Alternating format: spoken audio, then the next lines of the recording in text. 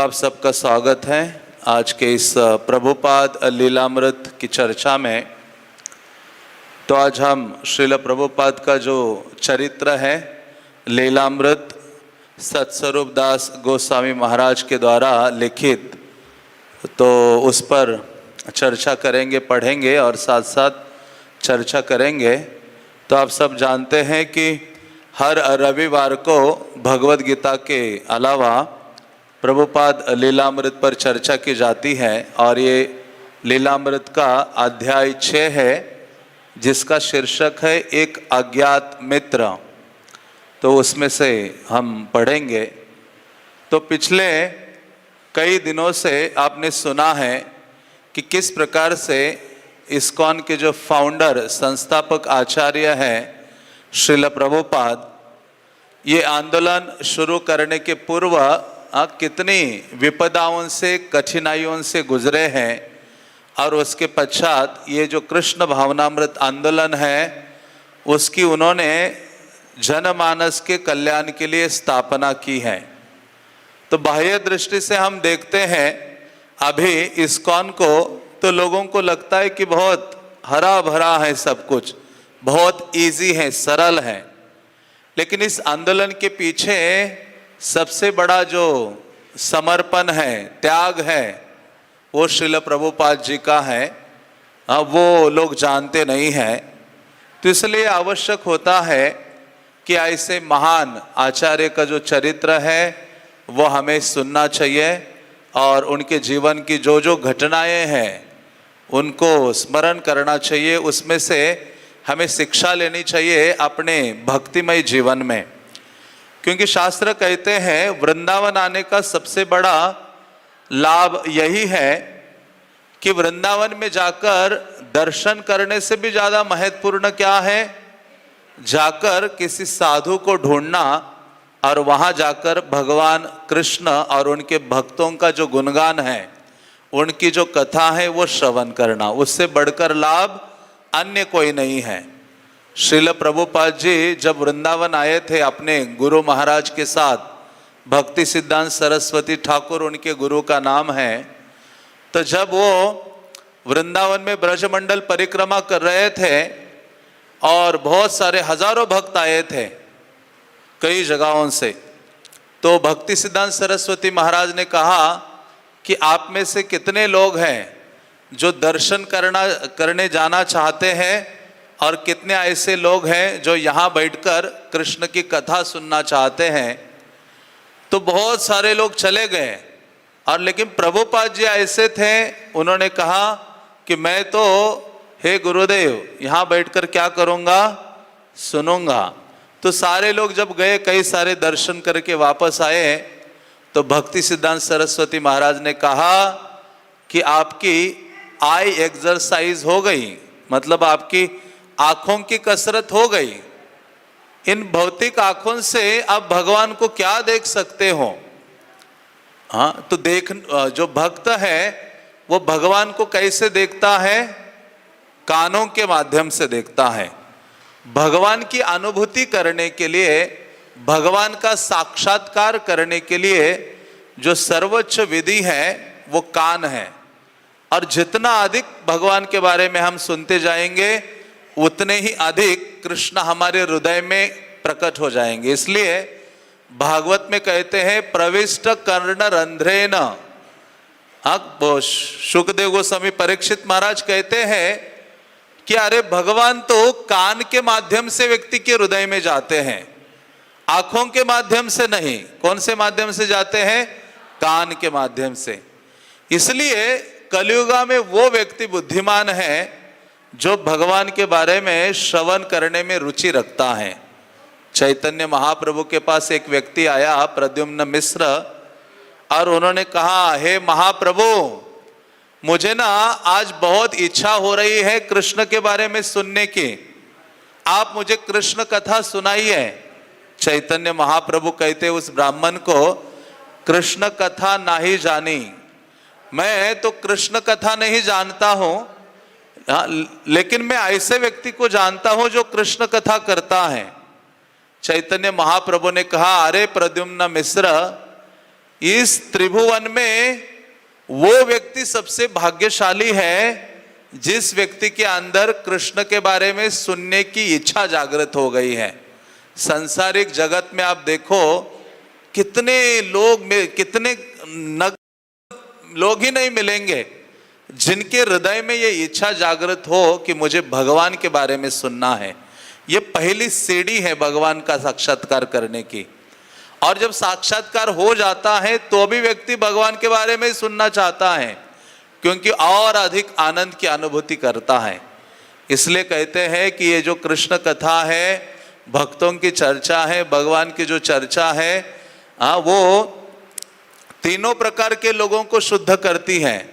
जो इस संसार में बंधे हुए हैं उनको भी शुद्ध करती है, और जो इस संसार से निकलना चाहते हैं उनको भी लाभदायक है, और जो ऑलरेडी संसार से मुक्त हैं उनको भी दिव्य आनंद प्रदान करती है ये जो कृष्ण कथा। इसलिए परीक्षित महाराज ने कहा कि ये जो भगवान की चर्चा है ये गंगा के समान है। गंगा त्रिभुवन को पावन करती है, तो उसी प्रकार से सुनने वाले को शुद्ध करती है, जो बोलता है उसको शुद्ध करती है, और जो प्रश्न पूछता है, जिज्ञासा करता है, उसको भी ये कृष्ण की जो चर्चा है वो शुद्ध करती है। तो इसलिए शास्त्र हमें प्रेरित करते हैं कि आलस को त्यागो और भगवान के बारे में सुनने के लिए क्या हो जाओ, जग जाओ। इसलिए चैतन्य महाप्रभु भ्रमण करते थे और जीवों को जगाया करते थे कि उठो, जागो, और ये भगवान का साक्षात्कार करने के लिए जो मनुष्य जीवन मिला है उसको समझने का प्रयास करो। तो प्रभुपाद के चरित्र में आज हम आगे पढ़ते हैं। एक बार अभय ऐसी सभा में शामिल हुए जिसमें एक सुप्रसिद्ध उद्योगपति ने अपने कारखाने में मजदूरों और मालिकों के बीच सौहार्दपूर्ण संबंधों पर बल दिया। ऐसी सभा में उपस्थित रहने के पश्चात अभय ने उसे एक लंबा पत्र लिखा और सामूहिक हरे कृष्ण गान से उत्पन्न हो सकने वाले अच्छे प्रभाव के बारे में विचार करने का सुझाव दिया। चूंकि कारखाने में मजदूरों का एक विशेष क्लब और विश्राम कक्ष था, इसलिए अभय ने सुझाया कि मजदूर उसमें एकत्र होकर हरे कृष्ण का कीर्तन किया करे। तो ये मानो इससे कितना महत्वपूर्ण शिक्षा है। श्रील प्रभुपाद ये वर्णन आता है कि एक बड़े उद्योगपति के यहाँ कारखाने में पहुंचे थे, जहाँ उस उद्योगपति ने कहा कि हमेशा जो मालिक है और जो वर्कर है उनमें प्रेम पूर्ण संबंध होने चाहिए। तो उन्होंने कई चीजें बोली होगी, लेकिन श्रील प्रभुपाद जी जब वापस आए उन्होंने तुरंत उस उद्योजक को, जो ओनर था, उसको लेटर लिखा। उन्होंने कहा ये तभी संभव हो सकता है जब सारे मजदूर मिलकर क्या करेंगे, हरे कृष्णा कृष्णा कृष्णा हरे हरे, हरे राम राम राम हरे हरे। तो श्रील प्रभुपाद शुरुआत से ही उनके हृदय में एक कन्विक्शन था पूर्ण रूपेण कि सारी समस्याओं का एक ही हल है और वो है कृष्ण नाम संकीर्तन। हाँ, इसलिए इस कलियुगा के जीव को ये कृष्ण नाम को बहुत पकड़ के रखना चाहिए। हाँ, आपको याद होगा प्रभुपाद जी जब अमेरिका पहली बार पहुंचे और वहां उन्होंने जलदूत से उतरकर बोस्टन के बंदरगाह पर अपना पहला कदम रखा, उसके पश्चात उन्होंने एक काव्य लिखा, मार्किने भागवत धर्म। प्रभुपाद ने कहा, दो कविताएं लिखी, उनमें कहा था प्रभुपाद ने कि हे कृष्ण, आप मुझे इतने बेहद स्थान पर लेकर आए हो और मैं यहाँ आकर देख रहा हूं कि यहाँ के लोग क्या भागवत को सुनेंगे, क्या कृष्ण कथा को सुनेंगे। ये लोग तो रजो और तमोगुण से पूर्णतः ग्रसित है। हाँ, आप मुझे इतना दूर लाए हो ना, जरूर आप मुझसे कुछ ना कुछ विलक्षण कार्य करवाना चाहते हो और मैं आपके हाथ की कठपुतली हूं, आप मुझे जैसा चाहे वैसा न चाहे। ये एक उन्नत भक्त का लक्षण है कि जो शिष्य है वो अपने गुरु की हाथ की कठपुतली बनता है। हाँ, कठपुतली अपने आप डांस नहीं कर सकती। जैसा वो कठपुतली को नचाने वाला है उसके अनुसार ही वो डांस करती है।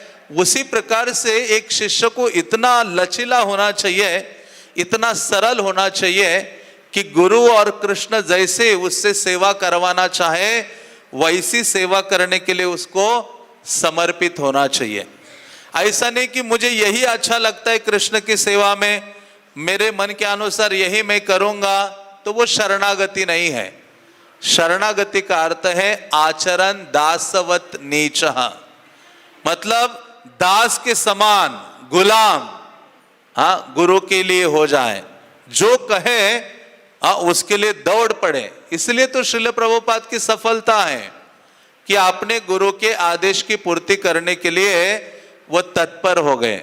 शिष्य का मतलब ये नहीं है कि उसको जो अच्छा लगे वो करूंगा। शिष्य का अर्थ है उसके ऊपर शासन हो। शासन किसका हो? दो चीजों का, शास्त्र का और गुरु का हो, इसलिए वो शिष्य है। जो व्यक्ति शासन में रहना सीखेगा वही व्यक्ति शिष्य हो सकता है। तो श्रील प्रभुपाद ने लिखा कि हे कृष्ण, आप इतना दूर मुझे लेके आए हो अमेरिका में, तो मैं आपके हाथ की कठपुतली हूं, आप जैसा मुझे नचाना चाहे वैसा नचाइए।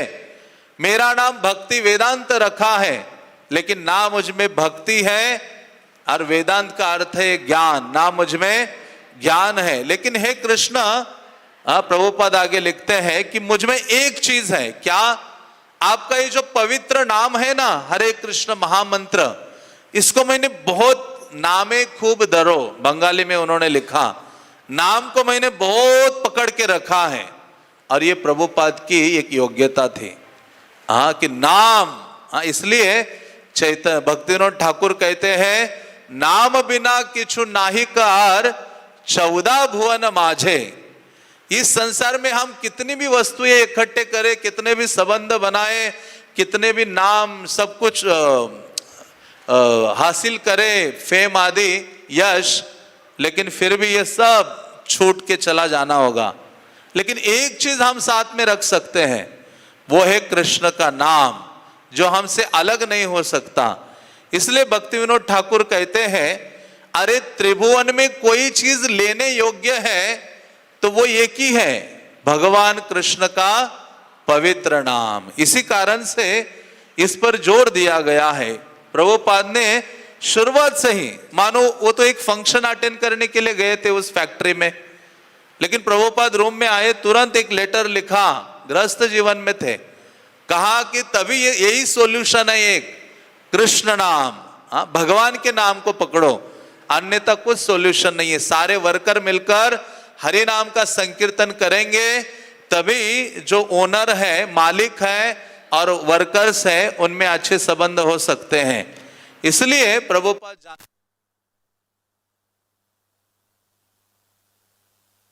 केवल एक ही समाधान है, और वो समाधान है भगवान के नाम का कीर्तन। और ये नाम कोई साधारण वस्तु नहीं है। हम सोचते, मजाक मजाक में लोग कहते कि अरे ये क्या हरे कृष्णा लगा के रखा है। हाँ, ये लोग उठते सुटते कुछ करते नहीं है, केवल क्या करते हैं? हरे कृष्णा करते रहते हैं। ये हरे कृष्णा कोई साधारण वस्तु नहीं है। भक्तिविनोद ठाकुर लिखते हैं कि अरे नाम सम वस्तु नाय ए भव संसारे, नाम से परम धन कृष्णेर भांडारे। भक्तिविनोद ठाकुर हरिनाम चिंतामणि में लिखते हैं कि नाम सम वस्तु नाय ए भव संसारे, इस त्रिभुवन में सबसे श्रेष्ठ वस्तु कोई है तो वो कृष्ण नाम है। और यदि आप पूछोगे कि कृष्ण गोलोक वृंदावन में रहते हैं तो भगवान ने वैकुंठ में भी अपनी तिजोरी रखी होगी, उस तिजोरी में क्या रखा है भगवान ने? तो भक्तिविनोद ठाकुर कहते हैं, नाम से परम धन कृष्णेर भांडारे। भांडारे मीन स्टोर हाउस। हाँ, कृष्ण का जो स्टोर हाउस है, भंडार है गोलोक वृंदावन में, वहां क्या रखा है उन्होंने? ये हरे कृष्ण महामंत्र रखा है। और ये सर्वोच्च चीज है जो इस कलियुगा के लोगों के लिए एक महत्वपूर्ण देन है। इसलिए नरोत्तम दास ठाकुर ने कहा गोलोकेर प्रेम धन हरि नाम संकीर्तन। जिस व्यक्ति की जीवा में ये हरे कृष्ण महामंत्र आ गया ना, सारे देवतागण उसको बहुत सीरियसली लेना शुरू करते हैं। कहते हैं ये व्यक्ति साधारण नहीं है, ये व्यक्ति अभी भगवान का पार्षद बनने जा रहा है। हाँ, ये कृष्ण नाम जिह्वा पर आ जाना मतलब बहुत बहुत जन्मों की सुकृति इकट्ठा होने के बाद किसी व्यक्ति के जिह्वा पर ये भगवान का नाम आता है। इसलिए कहा गया है कि बहुत जन्मों के पुण्य उदित हो जाते हैं तो उस व्यक्ति को सौभाग्य या ये सौभाग्य प्राप्त होता है हरे कृष्ण महामंत्र का जप करने का, और वो व्यक्ति निश्चित रूप से भगवान के धाम जाता है। क्योंकि कलियुगा में परीक्षित महाराज ने देखा, कली तो साक्षात सामने खड़ा था, लेकिन कली को मारा नहीं परीक्षित महाराज ने। हाँ, लेकिन उसको दंडित किया, लेकिन देखा कि एक गुण उसमें अच्छा है। और क्या है वो गुण? कलेर दोषो निधि राजन अस्ति एक महद गुणः कीर्तनादेव कृष्णश्च मुक्त संग परम व्रजेत। परीक्षित महाराज ने देखा कि अरे कलियुगा में तो दोष ही दोष है, लेकिन एक गुण बहुत अच्छा है, कीर्तनादेव कृष्णश्च, कृष्ण का कीर्तन। तो इसलिए भागवत कहता है कि कलियुगा में जो बुद्धिमान लोग होंगे ना, वो भगवान की पूजा अगरबत्ती से, दीप से या कोई और यज्ञ आदि से नहीं करेंगे। किससे करेंगे? संकीर्तन से। हरे कृष्णा कृष्णा कृष्णा हरे हरे, हरे राम राम राम हरे हरे। इसलिए ये जो कलियुग है जिसमें हम हैं, ये साधारण कलियुग नहीं है। हर बार अलग अलग कलियुग आते हैं, लेकिन इस कलियुग की विशेषता है। हमारे गौड़ीय आचार्य कहते हैं ये धन्य कली है। कौन सा कली है? धन्य कली। क्योंकि इस कलियुगा में साक्षात ब्रजेंद्र नंदन कृष्ण को प्राप्त करने की जो चीज है वो आपके हाथ में प्राप्त होती है, और वो है कृष्ण का पवित्र नाम। और वो कृष्ण से अभिन्न है। कली काले नाम रूपे कृष्ण अवतार। कलियुगा में नाम, हरि नाम के रूप में, नाम के रूप में कृष्ण अवतीर्ण हुए हैं। ये साधारण वस्तु नहीं है। इसलिए सबसे अधिक प्रेम लगाव होना चाहिए तो वो कृष्ण नाम से होना चाहिए। हाँ, सदैव ऐसे हजारों भक्त हैं, वो अपना एक क्षण भी नहीं गवाते हैं। कुछ भी करते कार्य कृष्ण कृष्ण का उच्चारण करते रहते हैं, अपने जिह्वा से उसका उच्चारण करते रहते हैं, कृष्ण नाम गाते हैं। क्योंकि कृष्ण और कृष्ण नाम में कोई अंतर नहीं है। शास्त्र कहते हैं मंत्रास्तु कृष्ण देवस्य साक्षात भगवतो हरे। अरे ये जो हरे कृष्ण महामंत्र है ना, ये साक्षात कृष्ण देवस्य, साक्षात कौन है? भगवान कृष्ण है, कृष्ण से अभिन्न है। इसलिए अतएव नाम मात्र वैष्णवेर धर्म। हाँ, जो वैष्णव अपने आप को जो कहता है कि मैं वैष्णव हूं, मैं भक्त हूं, तो उसका धर्म क्या है? भक्तिविनोद ठाकुर कहते हैं वैष्णव का धर्म है नाम का उच्चारण करना, हरि नाम का उच्चारण करना। इसलिए श्रील प्रभुपाद जोर देते हैं कि शुरुआत से कि सारी समस्याओं का समाधान एक ही चीज में है, और वह है भगवान के पवित्र नाम का उच्चारण करना। इसलिए आप आगे देखेंगे कि प्रभुपाद जब अमेरिका गए तो भी उन्होंने कुछ किया। क्या किया? वहां जाकर पेड़ के नीचे बैठकर कीर्तन किया, हरे कृष्ण मंत्र का उच्चारण किया, खुद जप किया, और करताल लेकर पेड़ के नीचे बैठकर अकेले व्यक्ति ने हरे कृष्ण मंत्र का उच्चारण किया। और ये इतना बड़ा आंदोलन, हरे कृष्ण आंदोलन की शुरुआत हो गई। किससे शुरुआत हो गई? नाम से। नाम से धाम तक जिस व्यक्ति ने नाम को पकड़ा है वो व्यक्ति भगवान के धाम जाएगा। अंत काले च मामेव स्मरण मुक्त्वा कलेवरम। अंत काल में उस व्यक्ति के ऊपर भगवान की निश्चित रूप से कृपा होगी। इसलिए प्रभुपाद ने जोर दिया कि आप क्या करो, भगवान के नामों का जप करो। जीव या तो गप करता है या तो जप करता है। हाँ, तो जप करें। हाँ, और प्रभुपाद जोर देते थे 16 मालाओं का जप होना चाहिए। प्रभुपाद कहते 16 मालाओं का जप करने से क्या होगा कि दिन में जितने आप श्वास लेते हो, हर श्वास में एक कृष्ण नाम उच्चारण हो जाता है। इसलिए हम क्या करते हैं, 16 मालाओं का जप करते हैं। बल्कि अग्नि पुराण कहता है, हाँ, या भगवत गीता कहती है कि इस यज्ञानाम जप योग्यस्मि, कलयुगा में कोई अन्य यज्ञ नहीं है, एक ही यज्ञ काम आने वाला है, और वो है हरे कृष्ण महामंत्र का माला के ऊपर जप करना। ये सर्वश्रेष्ठ विधि है। जिस व्यक्ति ने माला लेकर जप करना शुरू किया है, उस व्यक्ति ने सारे तीर्थों का भ्रमण कर लिया है। उस व्यक्ति ने सारे धामों का भ्रमण कर लिया है। अरबों खरबों करोड़ों रुपए स्वर्ण दान दे दिए हैं, गौवे दान दे दिए हैं। मतलब जितना भी धार्मिक कृत्य है ना, वो सब उसने कर लिया है। जिस व्यक्ति ने माला उठाकर क्या बोलना शुरू कर दिया, हरे कृष्णा कृष्णा कृष्णा हरे हरे, हरे राम राम राम हरे हरे। है ना, वृंदावन में बोलना तो महान है। एक बार कृष्ण बोलने से वृंदावन में 1000 बार कृष्ण कहना है। तो चैतन्य महाप्रभु कहा करते थे कि एक भक्त को गंभीरता से हरि नाम का उच्चारण करना चाहिए। इसलिए अग्नि पुराण कहता है जप शब्द का अर्थ क्या है, जकारो जन्म विच्छेदा, पकारो पाप नाशकहा। ज का अर्थ है जन्म मृत्यु का बंधन काट देता है, और प का अर्थ है पाप नाशकहा, पापों से क्या हो जाता है, पूर्णता मुक्त हो जाता है। इसलिए हाँ, श्रील प्रभुपाद जब भी सॉल्यूशन की चर्चा करते थे तो हमेशा कहा करते थे कि कृष्ण नाम का आश्रय लेना चाहिए, हरे कृष्ण महामंत्र का आश्रय लेना चाहिए। तो यहां भी प्रभुपाद कह रहे हैं कि सब लोग मिलकर कीर्तन करें। जब सब लोग मिलकर एकत्रित आते हैं, करताल मृदंग के साथ कीर्तन करते हैं, तो उसे संकीर्तन कहा जाता है।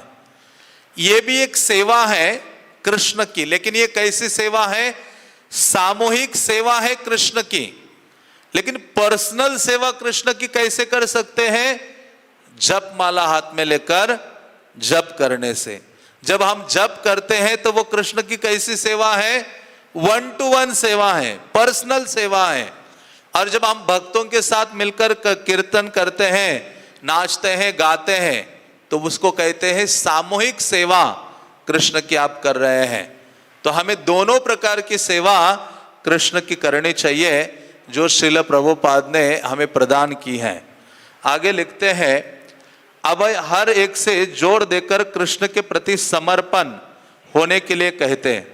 लेकिन अधिकतर लोगों की अपनी निजी विचारधाराएं थी और वे अभय को सांप्रदायिक और धर्मांतरकारी समझते हैं।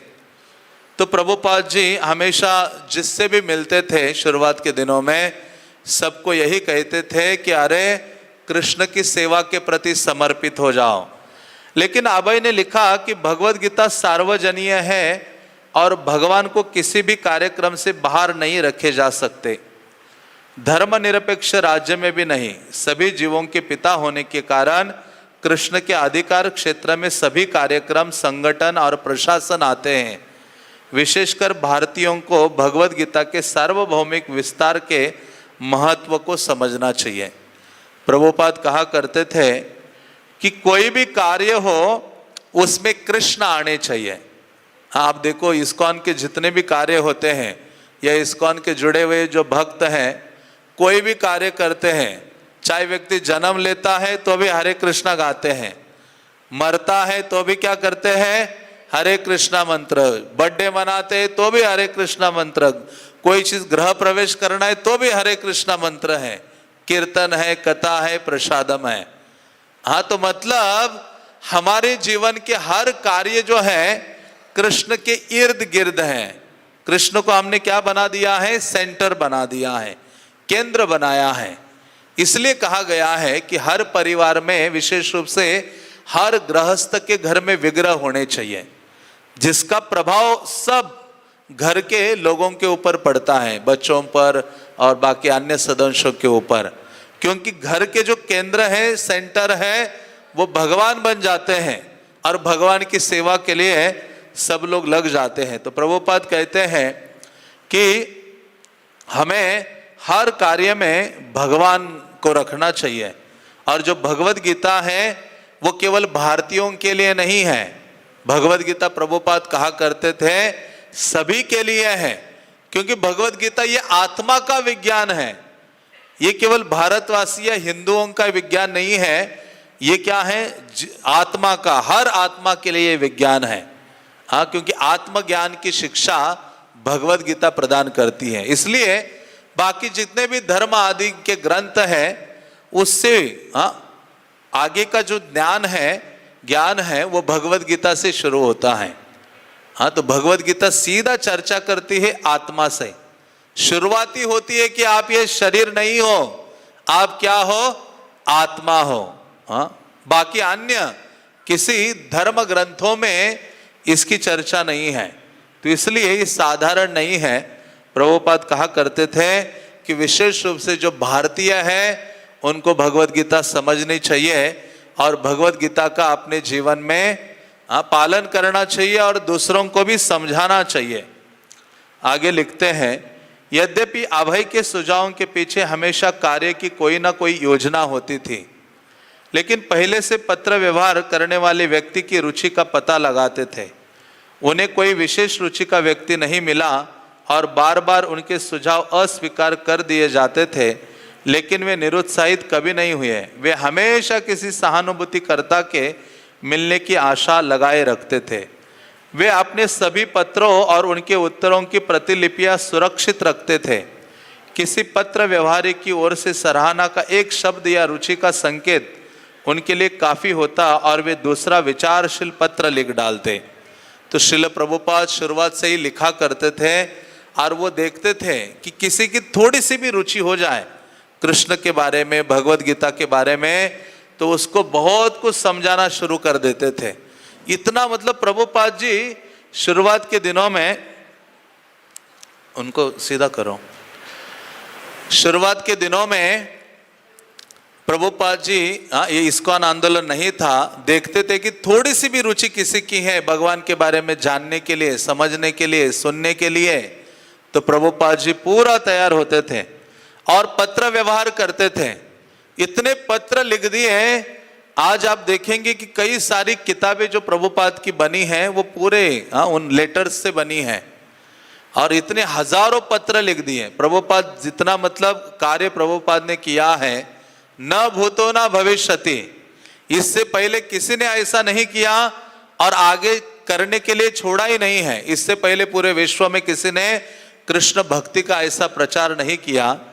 और इतने ग्रंथ प्रभुपाद ने 11 साल में 100 से अधिक ग्रंथ लिख डाले, 14 बार पूरे विश्व की परिक्रमा कर दी, 10,000 से ज्यादा शिष्य बनाए, 108 मंदिर बनाए, कितनी सारी चीजें कर दी, और वो भी 70 साल की आयु के बाद। तो ये असंभव है। व्यक्ति की 70 साल की आयु होती है तो घर में 2 लोग उसको पकड़ पकड़ कर चलाते हैं। उसे चला नहीं आता, बैठा नहीं जाता। उस आयु में प्रभुपाद निकल पड़े बाहर और सबको कृष्ण भावना प्रदान की। तो प्रभुपाद थोड़ी सी रुचि देखते थे किसमें, तो उसको प्रोत्साहित करते थे। जैसे एक बार प्रभुपाद ने कहा कि यदि किसी व्यक्ति के अंदर भागवतम को सुनने की इच्छा है तो मैं अपने पैसे खर्च करके टिकट निकालकर उसके पास आऊंगा और उसे श्रीमद् भागवतम सुनाऊंगा। केवल क्या होनी चाहिए, उस व्यक्ति की इच्छा होनी चाहिए। इसलिए भगवान से हम प्रार्थना करते हैं ना, कोई अन्य प्रार्थना नहीं करनी चाहिए। ये की प्रार्थना होनी चाहिए कि हे कृष्णा, मुझे राइट इच्छा करने की इच्छा दो, मुझे अच्छी इच्छाएं आ जाए, बस यही इच्छा प्रदान करो। राइट डिजायर्स, राइट डिजायर्स क्या है? कृष्ण से संबंधित है, कृष्ण की सेवा से संबंधित है।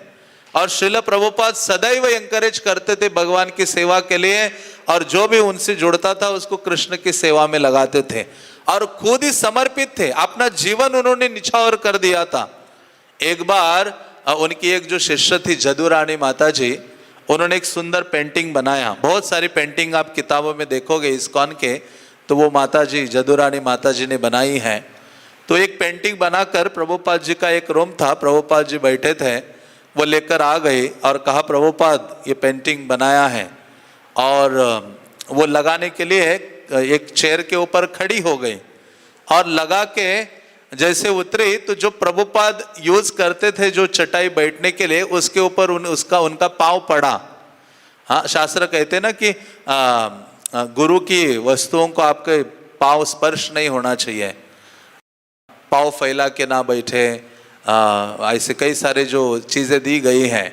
क्यों? क्योंकि हम सत्व गुण में आते हैं। ये नियमों का पालन क्यों करना होता है कि भगवान के सामने पीठ नहीं दिखाए, पाँव नहीं फैलाए, सीधा बैठे और भगवान के सामने फालतू इधर उधर की घर की सांसारिक चर्चाएं ना करें मंदिर में। क्यों ये सब कहा जाता है नियमों का पालन?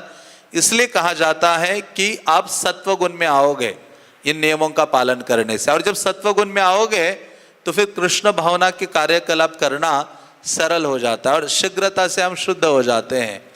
तो जब वो जदुरानी माता जी का पाँव लगा तो वो कहीं प्रभुपाद जी मुझे क्षमा कर दीजिए कि आपकी जो जिस पे आप बैठते हैं चटाई में मेरा पाँव लग गया। प्रभुपाद ने कहा पाँव ही क्या, कृष्ण की सेवा के लिए तुम मेरे सर पे पाँव रखोगी तो भी मैं उसको सहन करने के लिए तैयार हूं, लेकिन क्या करो, कृष्ण की सेवा करो। हाँ, ये भावना थी। हाँ, मतलब प्रभुपाद कृष्ण की सेवा के लिए इतने समर्पित थे, पूर्ण रूपेण 100% से अधिक। इसलिए कहते ना, मानस देहो जो किछु मोर अर्पिलु तुवा पदे नंद किशोर। हे नंद किशोर कृष्णा, मेरा मानस देह गेह, मेरा मन, शरीर, घर, पत्नी, बच्चे, धन, सब कुछ क्या कर रहा हूं, आपकी सेवा में समर्पित कर रहा हूं। ये पूर्ण शरणागति है। हाँ, विशेष रूप से अपने मन और वाणी को और शरीर को कृष्ण की सेवा में लगाना। हाँ, उसकी शुरुआत होती है हरे नाम उच्चारण करने से। तो आगे लिखते हैं, भगवान चैतन्य के लक्ष्य के प्रति गौड़िया मठ से नेतृत्व की अपेक्षा किए बिना ही उनमें गहरे समर्पण का भाव विकसित हो गया था। जैसे जैसे प्रभुपाद आगे बढ़ रहे थे वैसे वैसे उनका समर्पण का जो भावना है वो आगे और बढ़ रहा था। उन्हें आप भी आशा थी कि उनके गुरु भाई आपस में मेल करके प्रचार कार्य में लग जाएंगे, लेकिन उन्होंने अपनी तनिक भी शक्ति का उपयोग मठों में नहीं किया, क्योंकि ऐसा करने का मतलब था किसी ना किसी गुट में शामिल होना।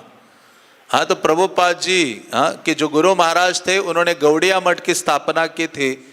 कई जगहों में 64 गौड़िया मठ बनाए थे उन्होंने, लेकिन उनके जाने के बाद उनके जो प्रमुख शिष्य थे वो खुद ही अपने अपने मठों को उन्होंने मानो हड़प लिया और हर एक व्यक्ति उस मठ का अधिकारी बन गया और आपस में लड़ाई करने लगे उन मठ और मंदिरों को अपना करने के चक्कर में। और जो मूल कार्य था कृष्ण भक्ति का प्रचार और जो भक्ति सिद्धांत सरस्वती ने शुरू किया था उसको सब भूल गए। तो प्रभुपाद जी तो गृहस्थ थे, अभय उनका नाम था, बाकी सन्यासी ब्रह्मचारी इन सब ने मठ को अपना अपना मठ वो करके रखा था, संचालित कर रहे थे, आपस में लड़ाई कर रहे थे कि ये मेरा मठ है, ये मेरा है, ये मंदिर। तो उससे क्या हो रहा था, पुस्तकों की छपाई बंद हो गई थी और कृष्ण भक्ति का प्रचार बंद हो गया था गौड़िया मठ में उन दिनों। तो ये जो अभय प्रभुपाद जी, उनको लगा कि अभी मैं किसी के इसमें शामिल होऊंगा तो किसी एक गुट का मुझे बनना पड़ेगा। तो उन्होंने क्या किया, शुरुआत अलग से ही की। उन्होंने पत्र लिखना शुरू कर दिया अलग अलग लोगों को। गौड़िया मठ के अतिरिक्त कलह से बचते हुए अभय अकेले ही पत्र लिखने का अभियान चलाते रहे। वे स्वयं को भगवद गीता का प्रचारक और बैक टू गॉडेड पत्रिका का संपादक कहकर अपना परिचय देते थे। तो ये जो लेखन का कार्य है प्रभुपाद ने इंडिविजुअल शुरू किया, क्योंकि उनके गुरु महाराज का आदेश था कि आपके पास थोड़ा सा धन आ जाए तो आप क्या करो, उससे किताबें छापो और उनका वितरण करो। ये नींव है, इस आंदोलन की जो नींव है वो क्या है, प्रभुपाद जी के ग्रंथ हैं। और वो नींव पर ये पूरा आंदोलन खड़ा है, प्रभुपाद की शिक्षाओं पर ये इस्कॉन आधारित है, जो भगवान चैतन्य महाप्रभु और कृष्ण ने प्रदान की है और श्रील प्रभुपाद ने परंपरा के अनुसार अपने ग्रंथों के माध्यम से प्रदान की है। इसलिए प्रभुपाद कहा करते थे कि मानो ये मंदिर भी नष्ट हो जाए और कोई भक्त भी ना बचे, केवल ये कि इसमें से कोई किताब किसी के पास पड़ी हो ना और उसको एक किताब प्राप्त हो जाए तो ये फिर से ये इस्कॉन शुरू हो सकता है। प्रभुपाद ने कहा इतना पावरफुल है ये जो ग्रंथ है। प्रभुपाद जी ने कहा आगे आने वाले 10,000 साल तक मेरे जो ग्रंथ हैं वो बने रहेंगे और ये क्रांति लाएंगे लोगों के जीवन में। तो इसलिए श्रील प्रभुपाद जोर देते थे ग्रंथ के लेखन में, और शुरुआत में वो अलग अलग लोगों को पत्र लिखते थे, उनको एंकरेज करते थे। और बैक टू गॉड हेड जो पत्रिका है उसका भी लेखन श्रील प्रभुपाद ने शुरुआत में ही किया था। और गौड़िया मठ के उस ग्रुप से बचते हुए प्रभुपाद अपना परिचय अलग से ही दिया करते थे, और वो परिचय देते थे कि भगवद गीता के वो प्रचारक हैं और back to Godhead magazine के संपादक हैं। आगे लिखते हैं, सन 1948 में अभय ने अपनी लखनऊ की फैक्ट्री बंद कर दी। कर्मचारियों का वेतन देने में वे पिछड़ गए थे और सन 1946 से पिछला किराया किश्तों में चुका रहे थे। लेकिन जब बिक्री कम हो गई तब फैक्ट्री को चलाते रहना असंभव हो गया, वे सब कुछ खो बैठे। तो उन्होंने लखनऊ में जो फैक्ट्री, कलकत्ता के बाद लखनऊ शिफ्ट हुए थे, वहाँ बहुत बड़ी फैक्ट्री शुरू की थी, लेकिन वो भी किसी कारणवश बंद हो गई और सारा जो धन आदि है उनके पास नहीं रहा। तो श्रील प्रभुपाद बोलते हैं, मैंने लखनऊ में एक बड़ी प्रयोगशाला स्थापित की। वे सुनहरे दिन थे, कारोबार में आशातीत उन्नति हुई। रासायनिक उद्योग का हर आदमी ये जानता था, लेकिन उसके बाद क्रमशः हर चीज में रास हो गया। प्रभुपाद कहते हैं कि मैंने बड़े उत्साह से लखनऊ में ये शुरुआत की थी, फैक्ट्री, प्रयोगशाला, धन प्राप्त करने की आशा से, ताकि मैं धन अधिक से अधिक प्राप्त करूं और ग्रंथों को छापो जो मेरे गुरुदेव ने कहा था। लेकिन धीरे धीरे उन्होंने देखा कि वो जो फैक्ट्री है, उनका व्यवसाय आदि है, वो सारा बंद हो जाता है। कुछ परिचितों की सहायता से उन्होंने इलाहाबाद में एक छोटी सी फैक्ट्री खोली, उसी नगर में जहां 15 साल पहले उनकी प्रयाग फार्मेसी बैठ गई थी। वे अपने पुत्र वृंदावन के साथ इलाहाबाद गए और दवाइयां बनाने का काम वहां जारी रखा। परिवार के बाकी लोग बैनर्जी लेन कलकत्ता में ठहरे रहे, जबकि अभय की यात्राएं चलती रहे। लेकिन अब वे घर से कभी कभी लगातार महीनों अनुपस्थित रहते। और तब उन्होंने दूसरी बार एक स्वप्न देखा। तो श्रील प्रभुपाद जी का ये शुरुआत के दिन है, जब वो अपने घर से अपने कार्य के लिए बहुत अलग अलग शहरों में भ्रमण करते थे। लखनऊ की फैक्ट्री तो उनकी बंद हो गई, फिर कुछ लोगों की सहायता से उन्होंने एक छोटी सी फैक्ट्री इलाहाबाद में शुरू की, जहां उनकी प्रयाग फार्मेसी थी। और फिर वो भ्रमण करते रहे अपने कार्य के लिए। और घर कलकत्ता में उनकी पत्नी बच्चे सब रहते थे, लेकिन वो यहाँ इलाहाबाद आदि में रहने लगे और धीरे धीरे उनका घर जाना बहुत कम हो गया। और फिर एक दिन उन्होंने अचानक एक स्वप्न देखा। और वो स्वप्न क्या था, वो कहते हैं श्रील भक्ति सिद्धांत सरस्वती उनके सामने प्रकट हुए। वे पुनः संकेत से बुला रहे थे कि अभय संन्यास ले ले, और अभय को पुनः उस स्वप्न की उपेक्षा करनी पड़ी। वे गृहस्थ थे और उनकी बहुत सी जिम्मेदारियां थी।